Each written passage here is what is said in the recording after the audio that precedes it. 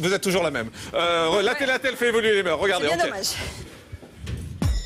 Qu'on le veuille ou non, en l'espace de 10 ans, la télé-réalité a inondé nos écrans, reflétant ainsi nos comportements tout en les conditionnant.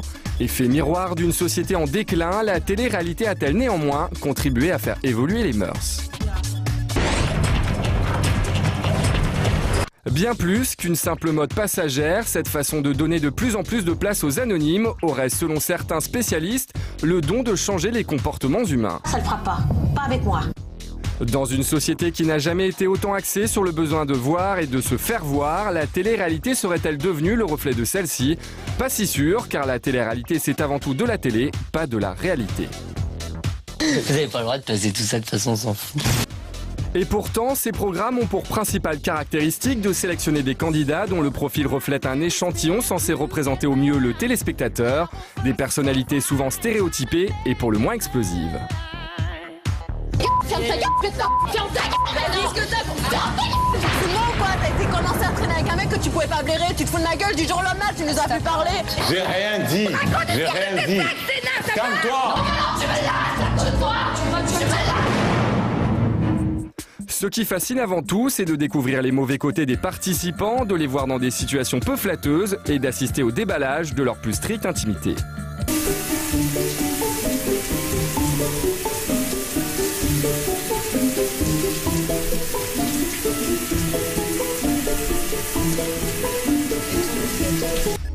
Si la télé-réalité inculque le voyeurisme, elle incite également à l'exhibitionnisme. Il devient soudainement commun de partager ses sentiments personnels avec tout le monde. Le couple Senna-Amélie, par exemple, ira jusqu'à se marier en direct dans la Maison des Secrets.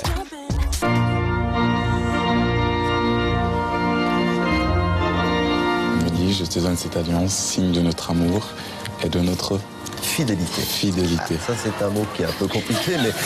Non. La télé-réalité a une force de banalisation énorme, même en ce qui concerne des sujets plus sensibles comme la maladie ou le handicap. En révélant qu'il était atteint de la mucoviscidose, Grégory Lemarchal sera le premier candidat de télé-réalité en France à mettre un visage sur une maladie peu connue. Avec succès, le public est ému et les dons explosent. On va pas à la vie, donc il n'y aura pas de revanche. C'est comme ça, et puis c'est tout, quoi. C'est pas la fin du monde. Grégory Cuiron apportera lui la preuve qu'un handicap n'est pas forcément un frein pour réussir, loin de là. Nous sommes 630 000 travailleurs handicapés en entreprise et c'est normal. Mais demain, on doit faire beaucoup mieux. Mais même dans ces domaines-ci, on n'est jamais loin du dérapage. En 2007, le Big Donor Show diffusé aux Pays-Bas propose à des candidats malades de gagner un rein. Finalement, l'émission est un canular afin de relancer le débat sur les dons d'organes. Si la méthode peut choquer, elle aura quand même suscité l'intérêt du grand public. La télé-réalité serait-elle donc devenue un modèle d'intégration pour certaines minorités, et notamment pour les minorités dites sexuelles ? Je vous déteste.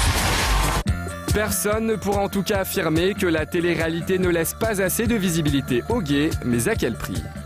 C'est un peu le syndrome de la cage aux folles qui fait que je pense que c'est un peu rassurant pour des gens d'imaginer que les gays sont comme ça, un peu farfelus, efféminés, très remuants, etc. Mais il faut se dire que c'est une petite minorité. Tu sais, quand les choses ça va pas, il vaut mieux faire avec ce qu'on a. C'est toute l'ambiguïté de cette visibilité qui verse facilement dans la caricature. Entre Vincent McDoom et ses talons aiguilles ou encore le duo Brigitte et Josiane dans Secret Story, on peut se demander si ce genre de personnage rend service à la communauté homosexuelle. Non mais t'as fini. Oh là là, j'ai honte. Une chose est sûre, c'est que il vaut mieux voir des gays un peu caricaturaux, comme vous disiez, que de ne pas en voir, parce que rien n'est pire que le silence et rien n'est pire que de laisser les gens dans le placard. Sors ta bite, non, je rigole. La caricature et les clichés gays font certes de l'audience, mais on peut craindre qu'elle déclenche des réactions de rejet ou même de violence chez certains. J'imagine, moi, un jeune de 18 ans qui voit un homo très efféminé à la télé avec ses parents, je ne suis pas certain qu'à ce moment-là, il ait envie de dire je suis gay, parce que ça reviendra à dire je suis comme lui. Donc, l'identification étant quelque chose d'important, il est important d'apporter des images qui sont un peu valorisantes. En tout cas, la télé-réalité règne bel et bien en maître sur nos écrans. Une réalité qui s'amuse à mettre en avant nos mauvais côtés tout en titillant certaines de nos pulsions les moins avouables. La télé-réalité fait donc bel et bien évoluer les mœurs. Reste à savoir où se trouvent les limites en la matière. Voilà, on va accueillir nos invités dans un instant.